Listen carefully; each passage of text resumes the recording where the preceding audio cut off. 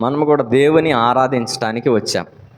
మొదటిగా దేవుని ఆరాధించటం అనేది మనకు ఎరిగి ఉండాలి. ఆరాధన అంటే ఏమిటి తెలుసు మనకి. కాబట్టి మనకు తెలిసిన ఆరాధన ఏమిటంటే దేవుడు మనకు చేసిన దానిని బట్టే మనం ఆరాధిస్తాం కదా.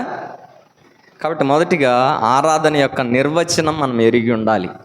ఆరాధన యొక్క నిర్వచనం మనం ఎరిగి ఉంటేనే మనము దేవుని ఆరాధించగలం. అంటే మీరు కొత్తగా అనుకోవచ్చు, ఏంటి మనం ఇన్ని సంవత్సరాల నుంచి ఆరాధిస్తున్నాం కదా, మళ్ళీ ఆరాధన గురించి తెలిసి ఉండాలి, తెలిసి ఆరాధించాలి అంటున్నాడు ఏంటి కృప అని అనుకోవచ్చు మీరందరూ కదా. కాబట్టి పరిశుద్ధాత్మ దేవుడు బయలుపరిచే విషయాలు ఎంతో గూఢమైనవిగా ఉంటాయి. అవి ఎరుకను కలిగి మనం ఆరాధించినప్పుడు మాత్రమే మన ఆరాధన నిజమైన ఆరాధనగా ఉంటుంది.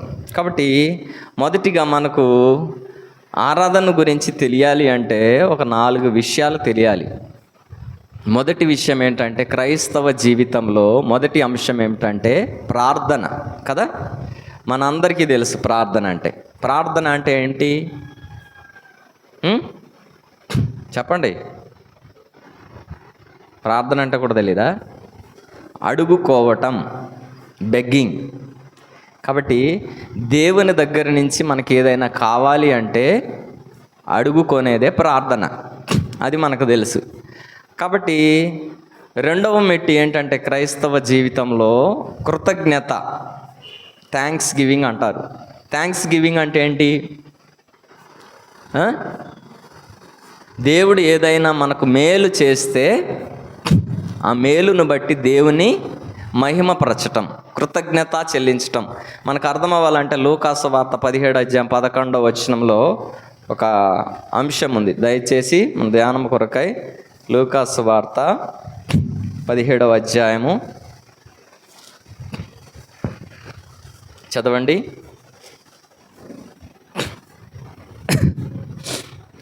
11 ఆయన యెరూషలేమునకు ప్రయాణమైపోవచ్చు సమరయ గలిలయ మధ్యగా వెళ్ళుచుండెను. ఆయన ఒక గ్రామంలోనికి వెళ్ళుచుండగా 10 మంది కుష్ఠరోగులు ఆయనకి ఎదురుగా వచ్చి దూరము నిలిచి, యేసు ప్రభువా మమ్మల్ని కరుణించుమని కేకలు వేసిరి.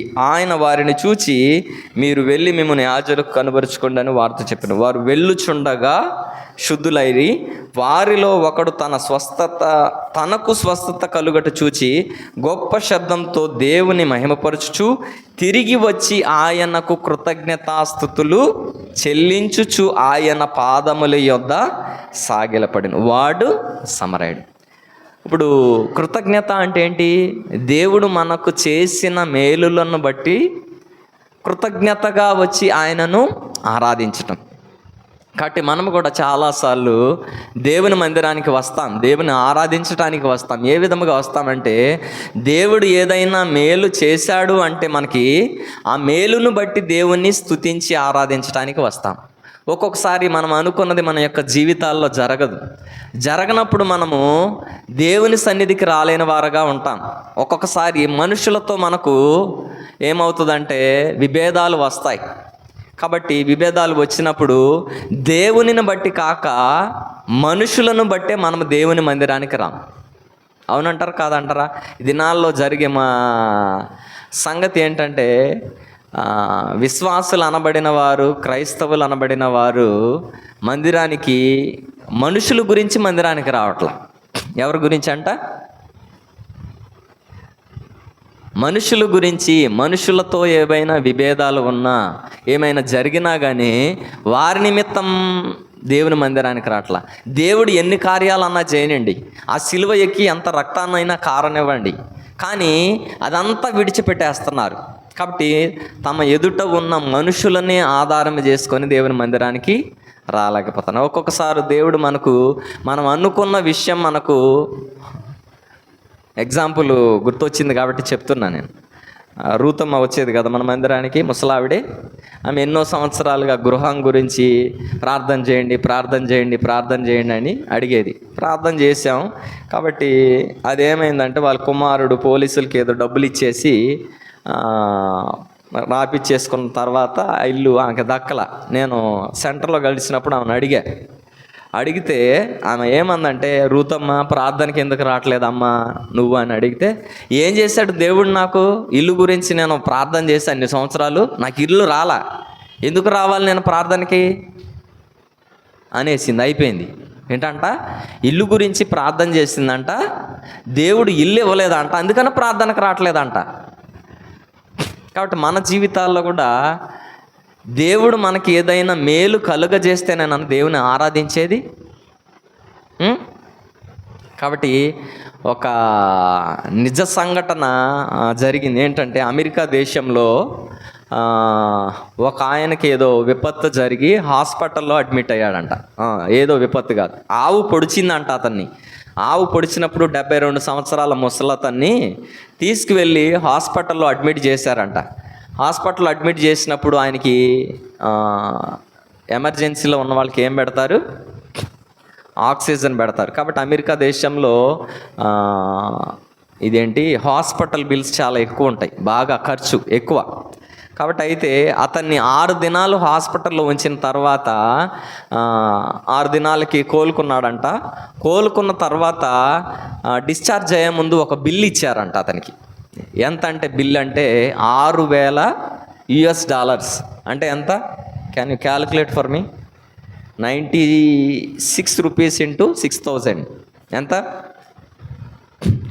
అరౌండ్ 36. 96 ఇంటూ 6 1,76,000 అంటే 5,76,000 రూపాయలు బిల్లు వేశారంట. ఎందుకంటే ఎమర్జెన్సీలు ఐసీయూలో ఆక్సిజన్ పెట్టినందుకు. అంటే ఆ బిల్లు తీసిన ముసలి అతను ఏడుస్తున్నాడంట. ఆ బిల్లు తీసుకొని ఏడుస్తున్నాడంట. అప్పుడు అది గమనించిన డాక్టరు, ఇతను బతికిన దానికంటే ఈ బిల్లు చూసి ఏడవటమే ఎక్కువైంది అని దగ్గరకు వచ్చి, తాతగారు మీరు చచ్చిపోవలసిన వాళ్ళు, అట్లాంటిది మీరు బతికి బయటపడ్డారు, ఎందుకు ఏడుస్తున్నారు ఈ బిల్లు చూసి అంటే, మీరు నాకు ఎమర్జెన్సీలో ఉన్నప్పుడు ఆక్సిజన్ పెట్టినందుకే నాకు 5,76,000 బిల్లు వేశారే, నేను ఇప్పటికీ 72 సంవత్సరాలు బతికా అంటే దేవుడు నాకు ఇచ్చిన ఈ గాలి ఎన్ని లక్షలు? అర్థమవుతుందా? కరోనా సమయాల్లో కూడా చాలామంది ఆక్సిజన్ కొనుక్కున్నారు కదా. కాబట్టి దేవుడు మనకిచ్చే ఆ ఆక్సిజన్ పీల్చుకుంటూ మనం బ్రతుకుతున్నాం. దేవుడు మనకిచ్చే నీరును బట్టి, దేవుడు మనకిచ్చే వెలుగును బట్టి, దేవుడు మనకిచ్చే ఆరోగ్యాన్ని బట్టి, ఆయుష్ను బట్టి. కాబట్టి ఇంకొక ఆసక్తికరమైన విషయం ఏమిటంటే, ఈ లోకంలో అనేక మంది హ్యాండిక్యాప్డ్ అంటే ఏంటి, అంగవైకల్యం కలిగిన వారు అనేక మంది ఉన్నారు కదా. అంగవైకల్యం కలిగిన పిల్లలు అనేక మంది జన్మిస్తున్నారు. కాబట్టి అంగవైకల్యం లేని వారముగా, గుడ్డివారముగా కాదు, కుంటివారముగా కాదు, లేకపోతే మోగవారినిగా దేవుడు మనల్ని పుట్టించలా. ఇది ఆశీర్వాదం కాదంటారా? ఇక్కడ దేనిని బట్టి ఆరాధించాలంటే, అన్ని సక్రమముగా కలిగి ఉన్నదాన్ని బట్టి మనం ఆరాధించాలి. సజీవులముగా ఉన్నదాన్ని బట్టి దేవుని ఆరాధించాలి. అది ఆరాధన అంటే.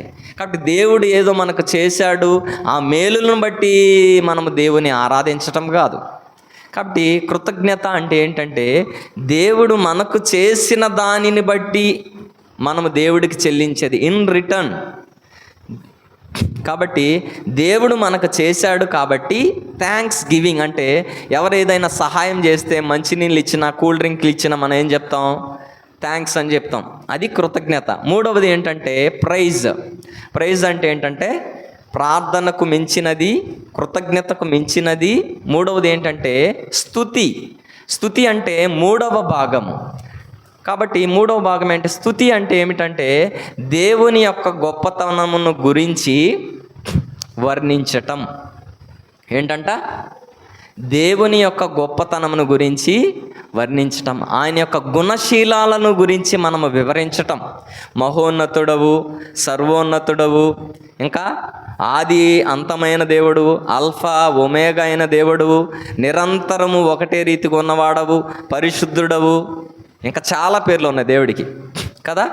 ఇవన్నీ కూడా ఆయన యొక్క గొప్పతనాన్ని గురించి, ఆయన యొక్క మహిమను గురించి, ఆయన యొక్క కృపను గురించి, వాత్సల్యాన్ని గురించి, ఆయన దయను గురించి మనం కూడా వర్ణించటమే ఏంటిది?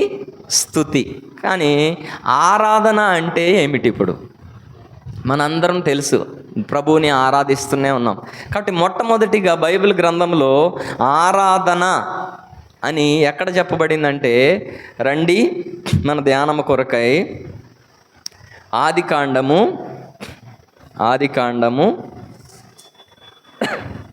22వ అధ్యాయము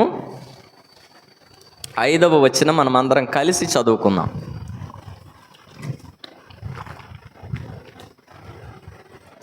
చదవండి నాతో కలిసి. ఆదికాండము 22వ అధ్యాయము 5వ వచనం. తన పని వారితో, మీరు గాడిదతో ఇక్కడనే ఉండుడి, నేనును ఈ చిన్నవాడను అక్కడకు వెళ్ళి దేవునికి మొక్కి మరలా మీ యొద్దకు వచ్చేదమని చెప్పి. మొక్కి అన్న పదానికి ఇంగ్లీష్లో ఏముందంటే వర్షిప్ అని ఉంది. వెళ్ళి దేవుని ఆరాధించి తిరిగి వస్తాము అని మొదటిగా ఎవరు చెప్పారంట? అబ్రహాము తన పనివారితో చెప్పాడు. ఇది మొదటిగా దేవుని ఆరాధించిన సందర్భం. కాబట్టి ఏంటి అందులో ఏమి అర్థం దాగి ఉన్నదంటే, దేవుడు అబ్రహామునకు 75 సంవత్సరాల వయసులో ఉన్నప్పుడు అతనికి వాగ్దానం చేశాడు. ఏంటిదంటే, నేను నీ సంతానమును ఆశీర్వదిస్తాను, కాబట్టి ఆకాశ నక్షత్రముల వలె చేస్తాను, ఇసుక రేణుల వలె చేస్తాను అని అబ్రహామునకు వాగ్దానం ఇచ్చిన వాడుగా ఉన్నాడు. కాబట్టి 75 సంవత్సరాలప్పుడు వాగ్దానం చేస్తే 100 సంవత్సరాలకి ఇస్సాకు పుట్టినవాడుగా ఉన్నాడు. 25 సంవత్సరాల తర్వాత ఇస్సాకు జన్మించాడు. ఇస్సాకు జన్మించిన తర్వాత కాబట్టి అబ్రహాము పుట్టక చాలా సంవత్సరాల తర్వాత పిల్లలు పుడితే వారిని ఎంతో గారాబంగా పెంచుతాం కదా. కాబట్టి ఈ అబ్రహాం యొక్క జీవితంలో ఇస్సాకు ఏమైపోయాడు అంటప్పుడు చెప్పండి. విగ్రహం కాదు, దేవుడైపోయాడు. విగ్రహమే దేవుడు. కాబట్టి ఇంకా అబ్రహాము దేవునితో మాట్లాడేవాడు, దేవునితో నడిచేవాడు, దేవుని చిత్తమును జరిగించేవాడు, నిరంతరము కూడా దేవునితో ఉన్నవాడు. ఎప్పుడైతే ఈ ఇస్సాకు జన్మించాడో దేవునితో గడిపే సమయం ఏమైపోయిందంట? తక్కువైపోయిందంట. దేవునితో నడిచే నడక ఏమైపోయిందంట? ఆగిపోయిందంట. కాబట్టి దేవుని ఆరాధించే విషయము తగ్గిపోయిందంట. కాబట్టి అప్పుడు ఏం జరిగిందంటే, దేవుడు ఏమన్నాడంటే, ఇది చూసిన దేవుడు అబ్రహాముతో ఏమన్నాడంటే, ఈ సంగతులు జరిగిన తర్వాత దేవుడు అబ్రహామును పరిశోధించెను. ఎట్లనగా ఆయన అబ్రహామా అని పిలువగా అతడు చిత్తము ప్రభువా అనెను. అప్పుడు ఆయన, నీకు ఒక్కడై ఉన్న నీ కుమారుని నీవు ప్రేమించు ఇస్సాకును తీసుకొని మోరియా దేశమునకు వెళ్ళి అక్కడ నేను నీతో చెప్పబోవు పర్వతముల్లో ఒక దాని మీద దహన బలిగా అతని నర్పించుమని చెప్పాను. కాబట్టి దహన బలిగా అర్పించమని చెప్పాడు. కాబట్టి ఈ వాక్యంలోనికి వెళ్ళకపోవడం మనము కూడా ప్రార్థనలో దేవుని సహాయం కొరకు వేచి చూస్తాం. మమ్మల్ని మికిలిగా ప్రేమించిన మా ప్రియ పరలోక తండ్రి, తిరిగి మరి ఒకసారి మీ పాదముల చెంత చేరి కూడి వస్తున్నాం. ఉదయకాలం నుంచి ఇంతవరకు కూడా మీరే సహాయత దయచేశారు నాయన ప్రభు. ఇప్పుడు కూడా మీ వాక్య లేఖన భాగంలో కూడా మేము కూడా పంచుకొని పోతుండగా మేము కూడా ఏ విధముగా ఆరాధించాలి, ఎట్టి అనుభవం కలిగిన వారమే మేము ఆరాధించాలో మీరే మాకు కూడా తెలియజేస్తూ రమ్మని, నిలబడుతున్న నేను కూడా నిష్ప్రయోజకుడను, ఎందుకు పనికిరాని వాడనని ఒప్పుకొంచున్నాను అని కూడా నీ ఆత్మతో నింపి అవసరమైన మాటలు దయచేస్తూ రమ్మని, వారు కూడా హృదయమార నిన్ను కూడా స్తుతించి ఆరాధించగలుగుట కృప అనుగ్రహిస్తూ రమ్మని యేసుక్రీస్తు వారి అతి శ్రేష్టమైన నామమున మిక్కిలి వినయముతో ప్రార్థించి అడిగి వేడుకొంచున్నాను తండ్రి, ఆమేన్. కాబట్టి ఇక్కడ కూడా ఇది జరిగిన తర్వాత, నీకు ఒక్కడై ఉన్న నీ కుమారుని నేను చూపించు పర్వతం మీదకి వెళ్ళి మోరియా దేశంలోకి వెళ్ళి అక్కడ నేను నీతో చెప్పబో పర్వతముల్లో ఒక దాని మీద దహన బలిగా అతని నర్పించుమని చెప్పాను. కాబట్టి అర్పించమని చెప్పినప్పుడు ఏమన్నాడు అబ్రహాము? చిత్తము ప్రభువా అన్నాడు. కాబట్టి మన యొక్క జీవితాలలో కూడా ఒక్కొక్కసారి దేవుడు కూడా మనకు కూడా అనేకమైన విషయాలు అడగగా మనకిస్తాడు. కాబట్టి మనకు కూడా దేవుడు ఏదైతే మనకు ఇచ్చాడో అది ఒకానొక దినాన్న simple, it is very simple to identify what is hindering you from God. అంటే ఏదైతే నిన్ను దేవుని దగ్గర నుంచి లాగుతుందో, దేవుని సన్నిధి నుంచి, దేవుని యొక్క సముఖము నుంచి, దేవుని దగ్గర నుంచి నిన్ను ఏదైతే ఎడమ చేస్తుందో అదే ఒక విగ్రహము. అది నీ ఉద్యోగమే కావచ్చు. ఉద్యోగం లేనప్పుడు చాలామంది దేవుని మందిరానికి ఎంతో క్రమంగా వస్తారు. ఏంటంట? ఉద్యోగం లేనప్పుడు దేవుని మందిరానికి ఎంతో క్రమముగా వస్తారు. అలాగే ఇల్లు లేనప్పుడు దేవుని ఇంటికి ఎంతో క్రమముగా వస్తారు. వ్యాపారం లేనప్పుడు దేవుని ఇంటికి ఎంతో క్రమముగా వస్తారు. పిల్లలు లేనప్పుడు దేవుని ఇంటికి ఎంతో క్రమముగా వస్తారు. కానీ ఎప్పుడైతే దేవుడు దానిని మనకు అనుగ్రహిస్తాడో మనం ఏమైపోతామంట? దేవుని నుంచే దూరం అయిపోయే వారముగా ఉంటాం. కాబట్టి దేవుని నుంచి మనలను ఏదైతే దూరముగా చేస్తుందో అదే విగ్రహం. కాబట్టి ఆరాధన అంటే ఏంటంటే దేవుని కంటే మనము దేనిని కూడా ఎక్కువగా ఆరాధించకూడదు. కాబట్టి దేవుడు సెలవిచ్చిన దానికి ఏం చేశాడంటే ఇక్కడ 11వ వచనంలో చూసుకున్నట్లయితే రండి, 10వ వచనం నుంచి. అప్పుడు అబ్రహాము తన కుమారుని వధించుటకు తన చెయ్యి చాపి కత్తి పట్టుకొనగా యెహోవా దూత పరలోకము నుండి అబ్రహామా అబ్రహామా అని అతన్ని పిలిచాను. అందుకతడు చిత్తము ప్రభువా ప్రభువా అనేను. అప్పుడు ఆయన ఆ చిన్నవాని మీద చెయ్యి వేయకము, అతని నేమియు చేయకము, నీకు ఒక్కడై ఉన్న నీ కుమారుని నాకు వెనుక తీయలేదు గనుక నీవు దేవునికి భయపడు వాడవని ఇందువలన నాకు కనబడుచున్నదనెను. ఏంటంట? నీకు ఒక్కడై ఉన్న కుమారుని నాకియ్య వెనుక తీయలేదు గనుక దీనిని బట్టి నీవు దేవునికి భయపడు వాడవని నాకు కనబడుచున్నది. ఇది ఆరాధన అంటే. ఏంటంట? దేవుడు ఏదైతే మనలను చేయమంటున్నాడో దానిని మనము చెయ్యగలగటమే ఆరాధన. దేవుని కోసం దేనినైనా కూడా విడిచిపెట్టడానికి సిద్ధముగా ఉండాలి. కాబట్టి మన జీవితం అనేది దేవుడు మనకిచ్చిన ఒక లోన్ లాంటిదంట. ఏంటంట? కాబట్టి దేవుడు మనకిచ్చే లోన్. కాబట్టి ఈ లోన్ ఏం చేయాలంటే మనం ఏం చేయాలి? తీసుకోవాలి, ఆయన దగ్గర నుంచి ఆయన కట్టాలి. కాబట్టి దేవుడు మన జీవితాన్ని మనకు ఒక లోన్ లాగా ఇచ్చాడంట. కాబట్టి ఆ జీవితాన్ని మళ్ళీ ఆయన తీసేసుకుంటాడు. కాబట్టి దేనినైనా కూడా ఆయనకు మనం ఇచ్చే వారముగా ఉండాలి. కాబట్టి దేవుడు మనకు ఆరోగ్యాన్ని ఇచ్చాడు, ఆయుష్ని ఇచ్చాడు, ఆస్తిని ఇచ్చాడు, అంతస్తుని ఇచ్చాడు, ఇంటిని ఇచ్చాడు, లేకపోతే పిల్లలను ఇచ్చాడు. సర్వ అధికారము కూడా దేవునికి ఉన్నది. కాబట్టి అబ్రహాం యొక్క జీవితంలో తన ఏకైక కుమారుని కూడా దేవునికి ఇయ్యటానికి వెనుతీయలేదు. కాబట్టి అది నిజమైన ఆరాధన. దేవుడు కూడా మన యొక్క జీవితాల్లో దేనినైనా అడిగితే మనం దేవునికి ఇయ్యటానికి సిద్ధముగా ఉన్నామంటారా? అన్నీ ఇయ్యగలమంటారా దేవుడికి? ఇందాక ఒక పాట పాడాం. ఏం పాట అది? నావన్నీయును నీవే కదా అమరుడవగు దేవా, నావన్నీయును నీవే కదా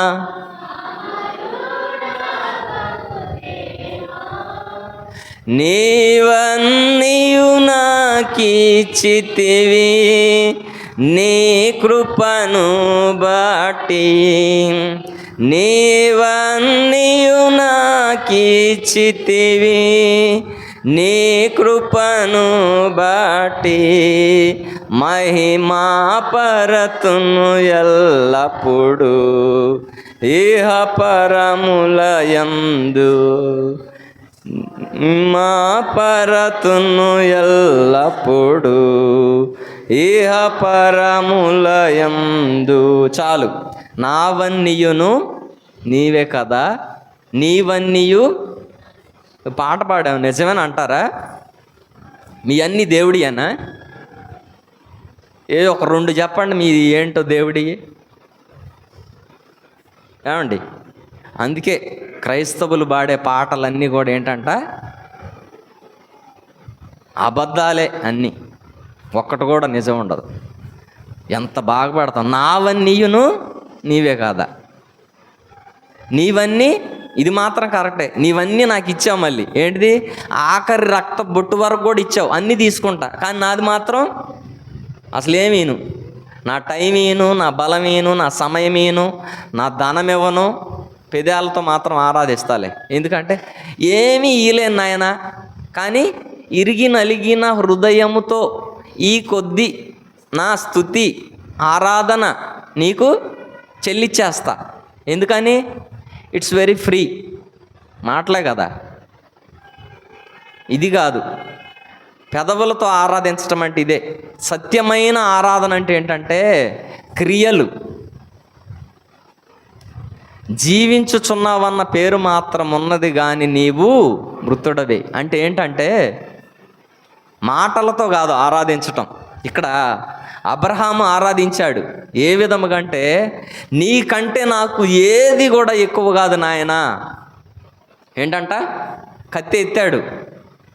అంటే ఏంటిది, నేను ఎలాగో కత్తి ఎత్తుతా, దేవుడు ఎలాగో ఆపమంటాడు నాకు తెలిసి ఈ విషయం అని ఎత్తాడా?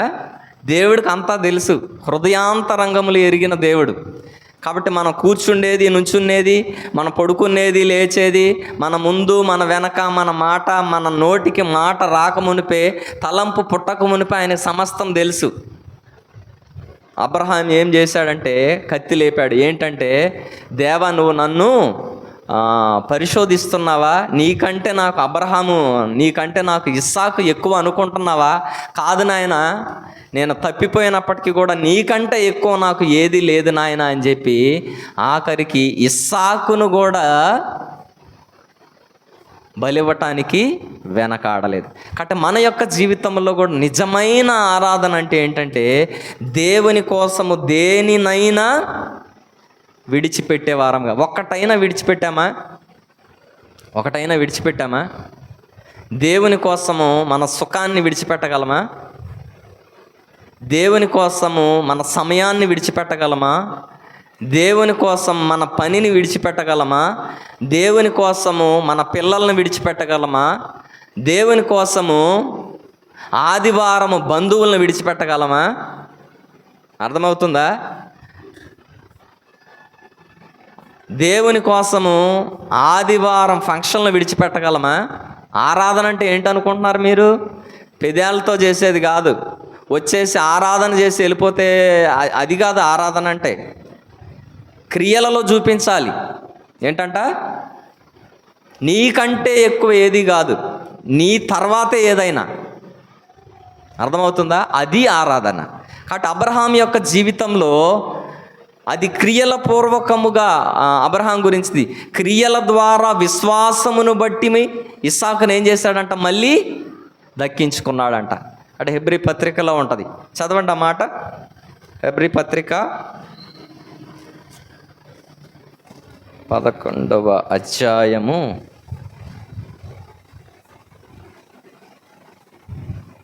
'ఎక్కడుంది చదవండి.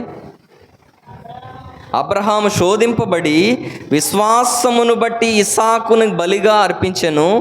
ఎవడు ఆ వాగ్దానములను సంతోషముతో అంగీకరించునో, ఇస్సాకు వలనైనది నీ సంతానమునబడినని ఎవరితో చెప్పబడనో, ఆ అబ్రహాము మృతులను సహితము లేపుటకు దేవుడు శక్తిమంతుడని ఎంచిన వాడై తన ఏక కుమారుని అర్పించి ఉపమాన రూపముగా అతనిని మృతులలో నుండి మరలా పొందెను.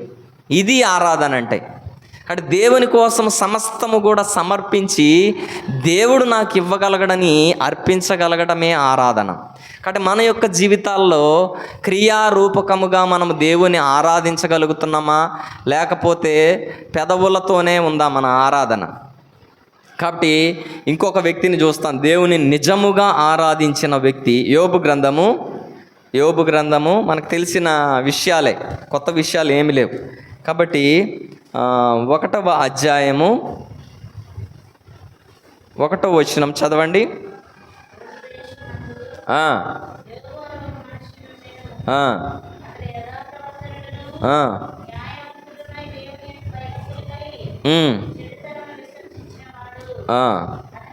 చాలు. కాబట్టి ఊజు దేశమునందు యోబు అని ఒక మనుషుడు ఉండెను. అతడు యథార్థవర్తనుడును న్యాయవంతుడునై ఉండి దేవుని యందు భయభక్తులు కలిగి చెడుతనమును విసర్జించినవాడు.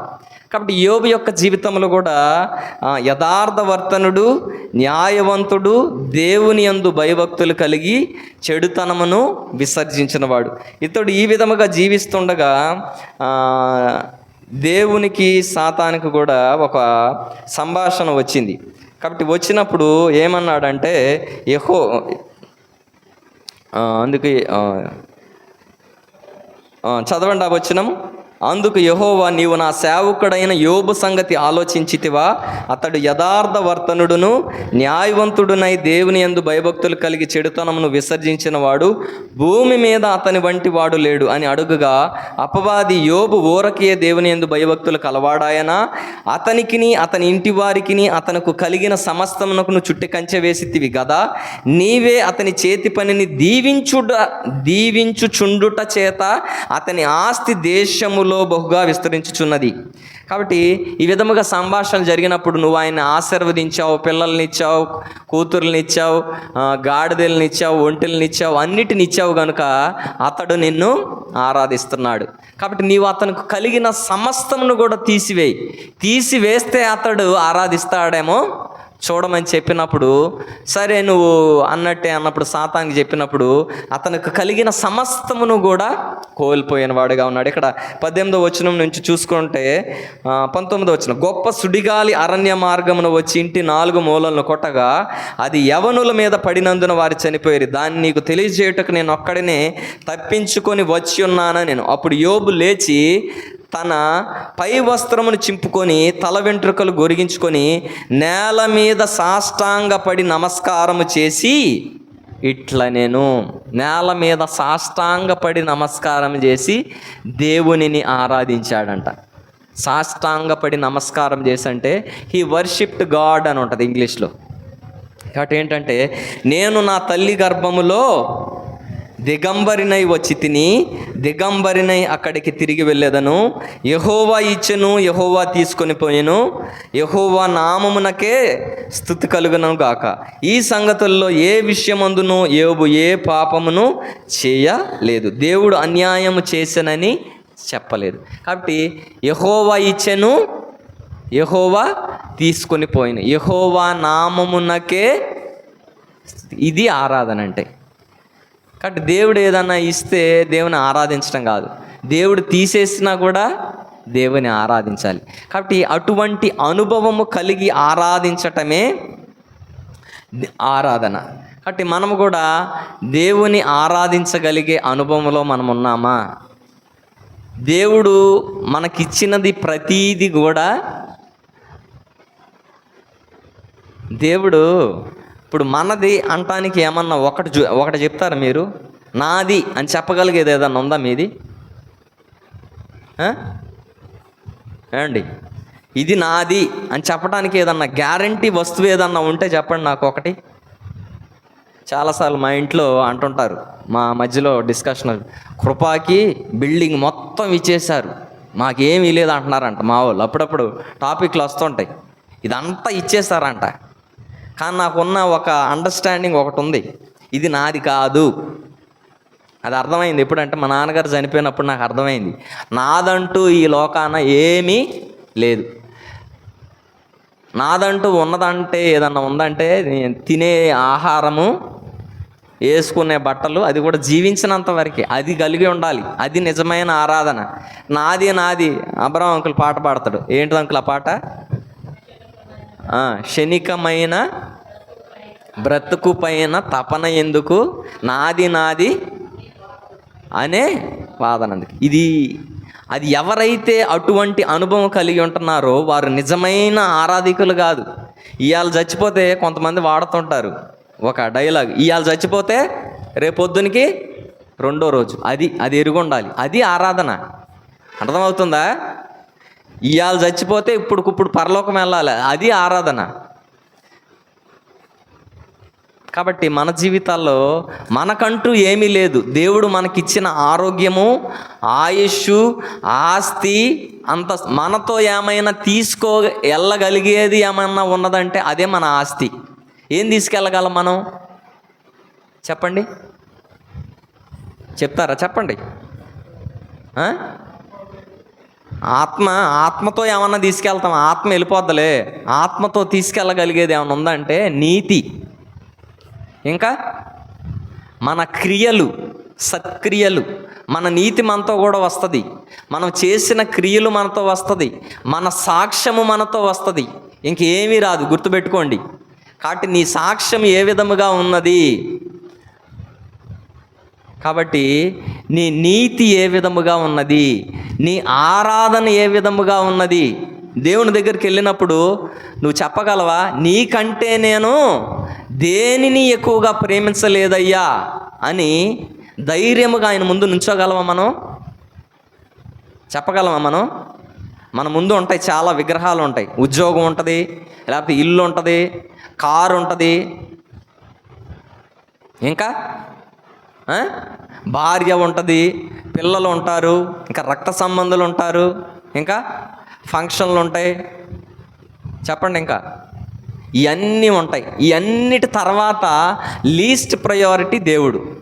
ఇవన్నీ తర్వాత మందిరానికి వస్తున్నారంటే ఇవాళ రావట్లేదు, ఎందుకంటే పని ఉంది, ఇవాళ ఆదివారంగా ఇవాళ రావట్లేదు.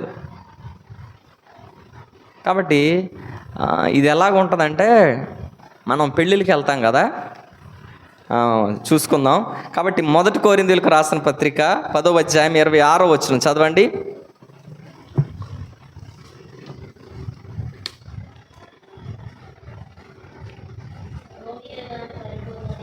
భూమియు దాని పరిపూర్ణతయు ప్రభువై భూమియు దాని పరిపూర్ణతయు ప్రభువునివై ఉన్నవి. కాబట్టి మొత్తం అంతా కూడా ఎవరిదంట? మొత్తం దేవునిదే. మనం ఏం చేస్తున్నాం దీన్ని? ఏమండి, అసలు అర్థమవుతుందా? భూమి దాని పరిపూర్ణత అంతా ఎవరిదంట? మనం ఏంటంటే జస్ట్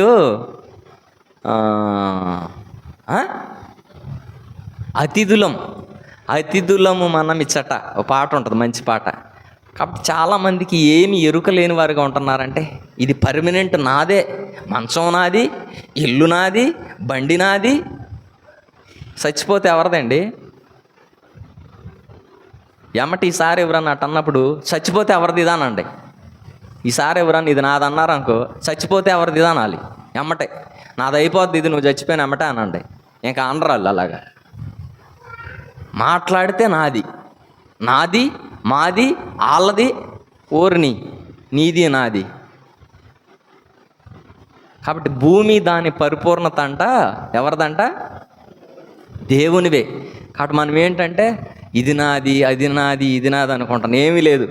సింపుల్ కాన్సెప్ట్ ఏంటంటే, నువ్వు బతికినంత కాలమే నువ్వు దీన్ని వాడుకుంటావు. వాడుకున్న తర్వాత వాడుకొని మళ్ళీ వదిలిపెట్టి వెళ్ళిపోవాలి. అందుకని సొలొమోను అంతా అనుభవించి అంతా శూన్యం, ఏమీ లేదు. ఆఖరికి ఏం చెప్పాడంటే, అన్నపానములు పుచ్చుకొనుట కంటేను, చదవండి ఆ మాట, ప్రసంగిలో ఉంటుంది ఆ మాట. మనుషునికి ఈ ఎరుక లేకపోతే మనుషులకి నెమ్మది ఉండదండి. అన్నపానములు పుచ్చుకొనుట కంటేను, ఎక్కడంటే 2వ అధ్యాయము 24లో ఉంటుంది. అన్నపానములు పుచ్చుకొనుట కంటేను, తన కష్టార్జితము చేత సుఖపడుట కంటేను నరునికి మేలుకరమైనది ఏదియూ లేదు, ఇదియును దేవుని వలన కలుగునని నేను తెలుసుకుంటుని. ఏంటంట? అన్నపానములు పుచ్చుకొనుట కంటేను తన కష్టార్జితము చేత సుఖపడుట కంటేను నరులకి. అన్నం తింటున్నారండి అందరు 3 పూటలు? చెయ్యత్తండి. అన్నం తింటున్నాం మేము 3 పూట్ల, టయానికి కాకుండా తినేవాళ్ళు కాదు మేము. టైం అంటే టైమే. 3 పూట్ల 9ంటికి టిఫిను, 1 గంటకి భోజనం, 7 గంటలకి ఏంటిది డిన్నర్. ఉన్నారా కరెక్ట్ టైం టు టైం తినేవాళ్ళు? మీరు అదృష్టవంతులు టయానికి తినగలిగితే. లేకపోతే బస్తాలు బియ్యం ఇంట్లో పెట్టుకొని టయానికి తినకపోతే వేస్ట్ మీరు. నేను చెప్పట్లా, సొలొమోన్ చెప్తున్నాడు. అన్నపానములు పుచ్చుకొనుట కంటేను తమ కష్టార్జితము చేత సుఖపడుట కంటేను నరునికి మేలుకరమైనది ఏదీ లేదు. 100 బిందెలు, ఇంకా 24 గంటలు ఇదే. మొన్న ఎవరింటికి వెళ్తే మొన్న ఒకళ్ళ ఇంటికి వెళ్తే 4ంటికి 4:30కి అన్నం తింటుంది. నేను మా అమ్మగారు ఎస్కోలు ఉపవాస ప్రార్థన కంప్లీట్ చేసుకొని, ఎవరో నాకు పేర్లు కూడా చెప్తాలి, మొహమాటం లేదు, తాళమాడ వెళ్ళి పవిత్రోళ్ళ ఇంటికి వెళ్ళి తర్వాత బుల్లెమ్మ వాళ్ళ ఇంటికి వెళ్ళా. బుల్లెమ్మ 4:30కి అన్నం తింటుంది. ఏం చేస్తున్నావు బుల్లెమ్మ, ఇప్పుడు దాకా అన్నం ఎందుకు తినలేదంటే, ఏముంది చిన్న, ఇప్పుడు దాకా మేక మొత్తం ఊడిసా, కోళ్ళకి మేతలు వేసా, ఇప్పుడు అయింది పని ఇప్పుడు అయింది, ఇప్పుడు అన్నం వండుకొని ఇప్పుడు తింటున్నా అంటుంది. మొన్న ఓపెన్ హార్ట్ సర్జరీ అయింది. ఏంటంట? ఓపెన్ హార్ట్ సర్జరీ అయినామంట, మొత్తం ఊడిసంట, కోళ్ళు గప్పెట్టి మేతలు వేసి అన్నం వండుకొని తినేసరికి 4:30 అయిందంట. చూసారా ఎలాగుందో? కాబట్టి మన జీవితాల్లో కూడా ఏంటిదంటే ఎరుక లేదు. కాబట్టి దేనికోసం కష్టపడుతున్నామో, అసలు ఎందుకు కష్టపడుతున్నామో మనకి జ్ఞానం లేదు. 24 గంటల పని. దేవుడు కూడా అవసరంలా మనకి. కాబట్టి భూమి దాని పరిపూర్ణత దేవునివే అన్నాయి.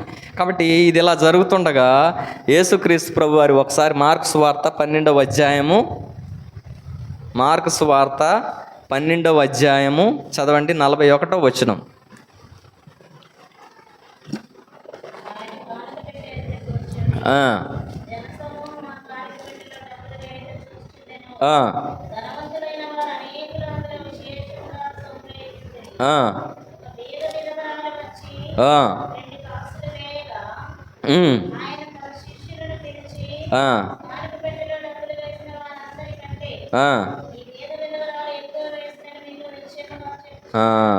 చాలు.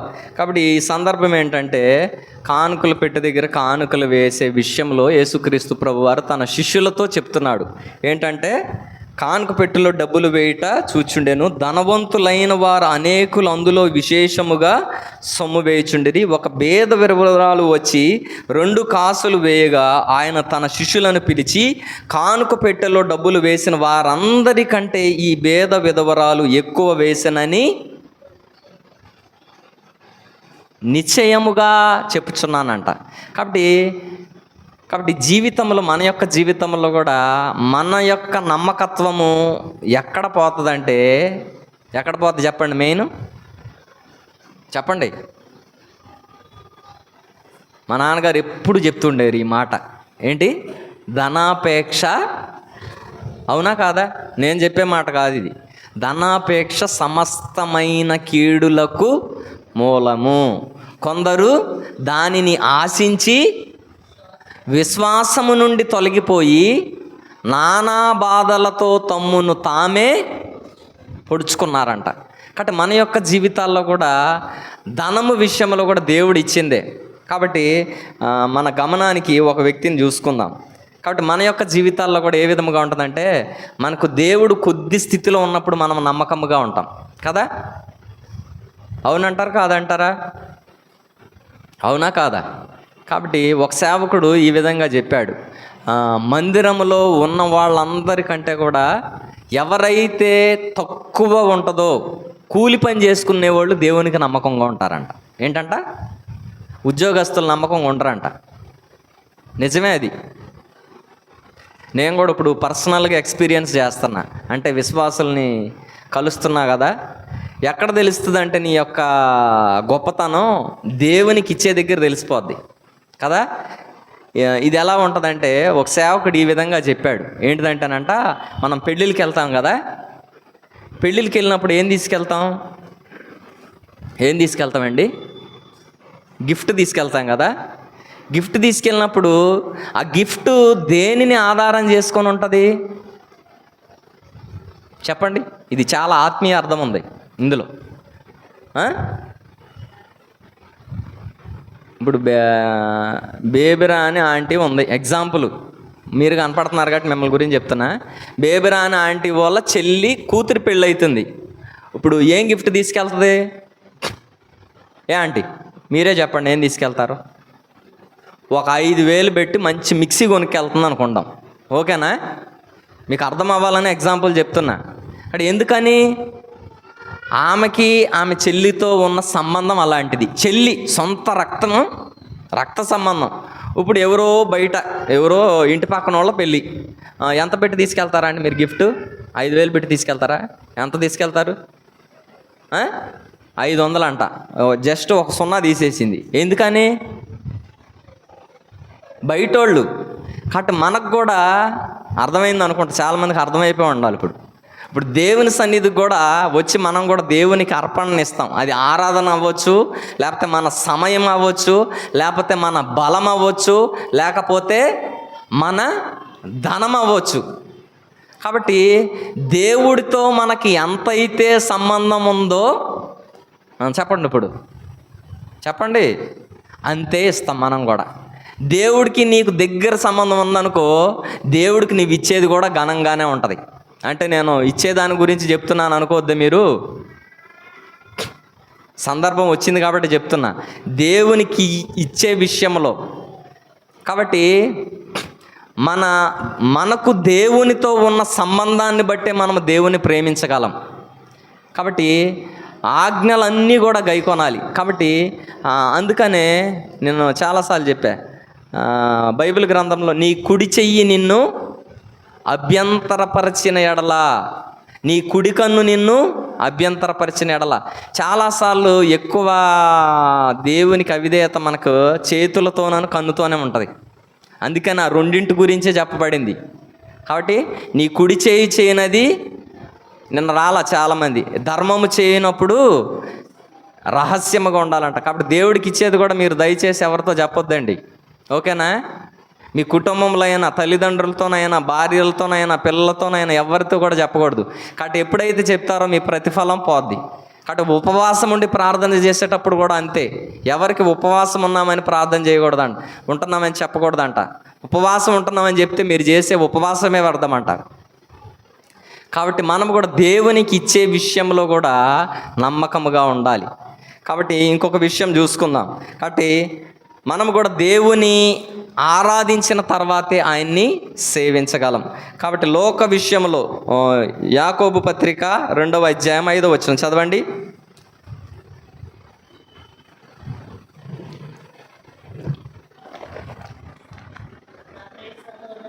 నా ప్రియ సహోదరులారా ఆలకించుడి, ఈ లోక విషయములో దరిద్రులైన వారిని విశ్వాసమందు భాగ్యవంతులుగాను, తను ప్రేమించి వారికి తాను వాగ్దానము చేసిన రాజ్యమునకు వారసులుగాను ఉండుటకు దేవుడు ఏర్పరచుకొనలేదా? కాబట్టి విశ్వాస విషయం, ఈ లోక విషయంలో దరిద్రులైన వారిని విశ్వాసమందు భాగ్యవంతులుగా.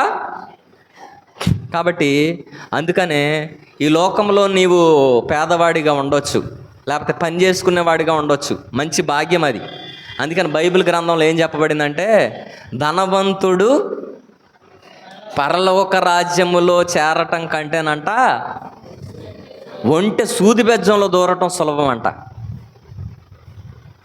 దేవుడు దేనికి పోలిక కట్టాడంటే, ధనవంతుడు అంటే ఆస్తి కలిగినోడు దేవుని రాజ్యంలోకి వెళ్ళటం కంటేనంట ఒంటె సూది బెజ్జంలో దూరిపోద్దంట.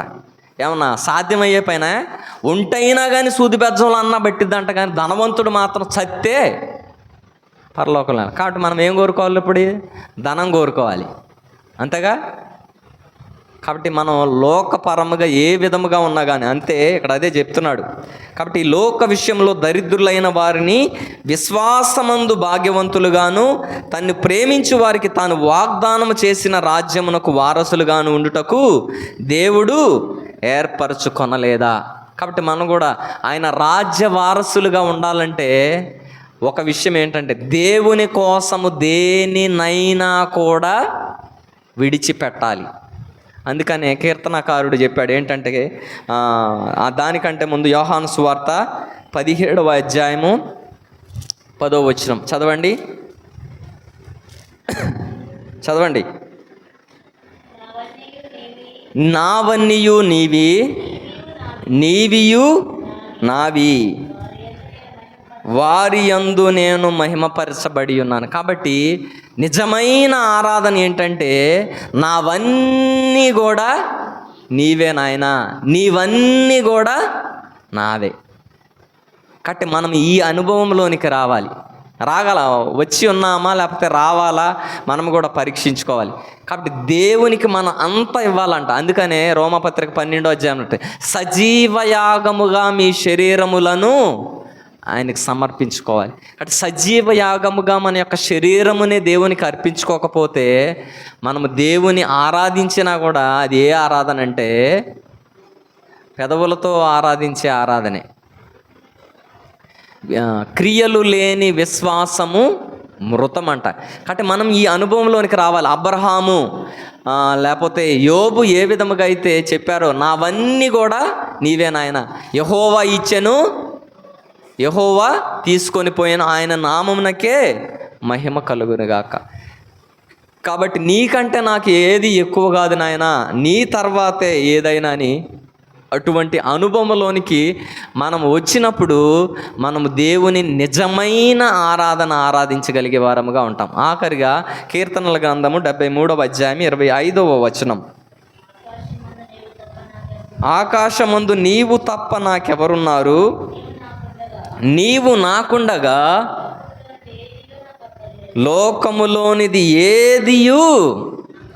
కాబట్టి మనం ఈ అనుభవంలో ఉన్నామండి. ఎవరు చెప్తున్నారండి మాట? ఆసాపు కీర్తన, ఆసాపు చెప్తున్నాడు ఏంటంట, ఆకాశమందు నీవు నాకుండగా లోకములోనిది ఏదియు నాకు అక్కర్లేదు. కాబట్టి అది నిజమైన ఆరాధన. దేవుడు ఒకడుంటే చాలు అనుకుంటే, మా నాన్నగారు చాలాసార్లు చెప్పారు ఎగ్జాంపుల్. ఏం కావాలంటే రాజుని ఏం కావాలన్నారంట, నాకు అది కావాలి, నాకు ఇది కావాలి, నాకు ఇల్లు కావాలి, నాకు గేదె కావాలి, నాకు పెళ్ళం కావాలి, ఇంకా ఆస్తి కావాలి, అంతస్తు కావాలంటే ఒకడు ఏం కోరుకున్నాడంట, నువ్వే కావాలి నాకు అన్నాడంట. మనం కూడా ఎంత వాడొచ్చు ఈ మాట, ఎంత పనికిమాలిన అంటే మనం కూడా అది కావాలి ఇది కావాలంటాం, కానీ నువ్వు కావాలి నాయన నాకు అని మాత్రం అన్నాం. నువ్వు కావాలి నాయన నాకంటే ఆయన మనోడైనప్పుడు అన్నీ అయ్యాడా మనకే? నా దగ్గర ఉన్నది మొత్తం తీసుకొని ఆయన మా బెస్ట్ ఎగ్జాంపుల్ చెప్తా. అప్పుడప్పుడు మా నిస్సికి డబ్బులు ఇస్తుంటా నేను, 10 రూపాయలు 20 రూపాయలు ఇస్తుంటా. నిస్సి నా దగ్గర చిల్లర లేదు కానీ ఒక 10 రూపాయలు ఈ తల్లి అంటే, 50 రూపాయలు ఇస్తావా, 10 రూపాయలు ఇస్తా కానీ అంటే, ఈ తల్లి ఇస్తా అంట. అంటే 10 రూపాయలు ఇచ్చింది, 10 రూపాయలు ఇచ్చింది, నేను 50 రూపాయలు ఇస్తా. ఎందుకని? దేవుడు మనకు కలిగిన సమస్తం కూడా ఆయనకి ఇస్తే, నేను అడగంగా నాకు 10 రూపాయలు ఇచ్చింది, నేను 100 రూపాయలు ఇస్తా అంట. కాబట్టి అది తెలుసుకోవాలి టెక్నిక్. దేవుడు మన దగ్గర ఏం ఉండదు ఇవ్వటానికి, మనం ఏదో ఉంది దాచుకుందాం అనుకుంటాం, కానీ ఏం ఉండదు మన దగ్గర ఇచ్చే అంత. ఇందాక చదివాంగా, భూమి దాని పరిపూర్ణత అంతా. ఇంకో గొప్ప వ్యక్తి ఉన్నాడు ఆదికాండంలో. రండి ఇది ఒకటి చూసుకొని ముగించుకుందాం. ఆదికాండం 28వ అధ్యాయము 21వ వచనం. ఆదికాండము 28వ అధ్యాయం 21వ వచనం నుంచి చదవండి అక్క. అప్పుడు యాకోబు అక్క 21, 28, 21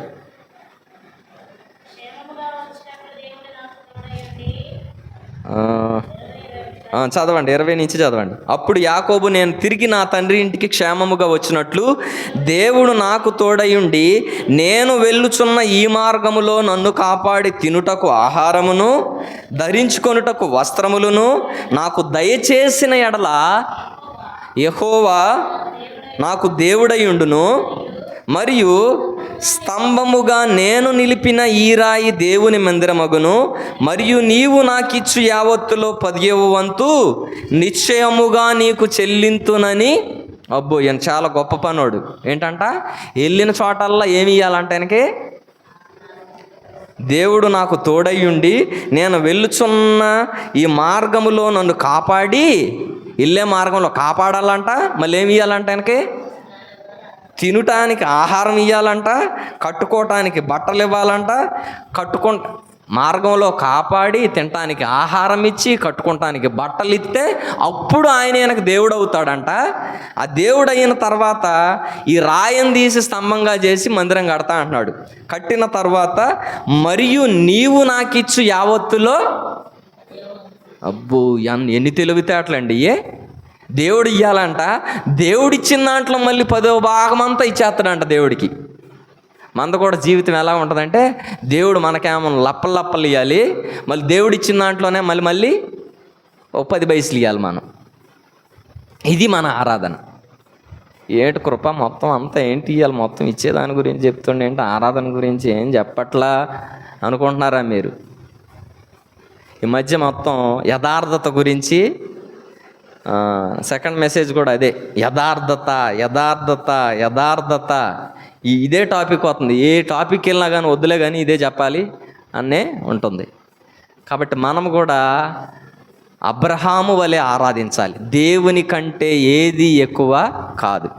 రెండవది, యోబు వలె మన ఆరాధన ఉండాలి. కాబట్టి దేవుడు ఇచ్చినా తీసుకున్నా కూడా ఆయనకే మహిమ. కాబట్టి నిజమైన చెప్పనాశక్యమును మహిమాయుక్తమునైన సంతోషం. హబక్కుకులో ఉంటుంది 3:17లో. చదవక్క, ఒక్క వచనం చదువు. ఏంటి నిజమైన ఆరాధన అంటే? హబక్కుకు గ్రంథం 3వ అధ్యాయము 17వ వచనం. అంజూరపు చెట్లు పూయకుండినను, ద్రాక్ష చెట్లు ఫలింపకపోయినను, ఒలీవ చెట్లు కాపులేకయుండినను, చేనులోని పైరు పంటకు రాకపోయినను, గొర్రెలు దొడ్డిలో లేకపోయినను, సాలలో పశువులు లేకపోయినను, నేను యెహోవా యందు ఆనందించేదను, నా రక్షణకర్త అయిన నా దేవుని యందు నేను సంతోషించేదను. ప్రభువగు యెహోవాయే నాకు బలము, ఆయన నా కాళ్లను లేడి కాళ్ళ వలె చేయను, ఉన్నత స్థలముల మీద ఆయన నన్ను నడువచేయను. మా నాన్నగారు చెప్పేవాళ్ళు ఏంటంటే, అంజూరపు చెట్లు పూయకుండేనను సోమవారము, ద్రాక్ష చెట్లు ఫలింపకపోయినను మంగళవారము, ఒలీవ చెట్లు కాపు లేకయుండినను బుధవారము, చేనిలోని పైరు పంటక రాకపోయినను గురువారము, గొర్రెల దొడ్డిలో లేకపోయినను శుక్రవారము, సాలలో పశువులు లేకపోయినను శనివారము, ఆదివారము నేను యెహోవా యందు. ఎంత అనుభవం ఇది! రోజుకు ఒకటి వచ్చి మీద పడుతుంది, దెబ్బ మీద దెబ్బ, దెబ్బ మీద దెబ్బ పడుతుంది, ఒకటే దెబ్బలు. వస్తాం, ఆదివారం మందిరానికి వస్తామా? అది కాదు ఆరాధన అంటే. ఏది ఉన్నా పోయినా కూడా చూసారా, 6 రోజుల్లో 6 పోయినాయి. అయినా కానీ దేవుడు మందిరానికి వచ్చి ఏం చేస్తున్నాడంట? నేను యెహోవా యందు ఆనందించేదని. ఇది చెప్పనాశక్యమును మహిమాయుక్తమునైన సంతోషము. అటువంటి ఆనందం కలిగి, అటువంటి సమర్పణ కలిగి మనము దేవుని ఆరాధించాలి. అదియే నిజమైన ఆరాధన. కాబట్టి మనం కూడా ఇట్టి అనుభవములతో దేవుని ఆరాధించదాము గాక. అట్టి అనుభవం కలిగితే ఆ అనుభవంతో దేవుని మనం ఆరాధిస్తాం. అటువంటి అనుభవం లేకపోతే ఈ దినాన్నించైనా కూడా మనం కూడా ఏం చేసుకోవాలంటే తీర్మానం చేసుకోవాలి. ఆ విధముగా అబ్రహాము వలె, యోబు వలె, ఇంకా ఆసాపు వలె, అభేద విధవరాలు వలె మనము కూడా అటువంటి సమర్పణ కలిగి దేవునికే మొదటి ప్రాధాన్యతనిచ్చి, మాటల్లో కాదు మన ఆరాధన, క్రియలతో దేవుని ఆరాధించే వారముగా ఉండాలి. అందుకని నేను చెప్పే మొదటి ఆరాధన ఏంటంటే దేవునికి మనం ఇచ్చే ప్రాధాన్యత, దేవునికి మనం ఇచ్చే value. What is the value? What is the respect that we give to God? అది మొదటి ఆరాధన. కాబట్టి మనం కూడా ఇటువంటి అనుభవములతో దేవుని ఆరాధిస్తాం. దేవుడి కొద్ది మాటలు మన కొరకు దీవించి ఆశీర్వదించును గాక.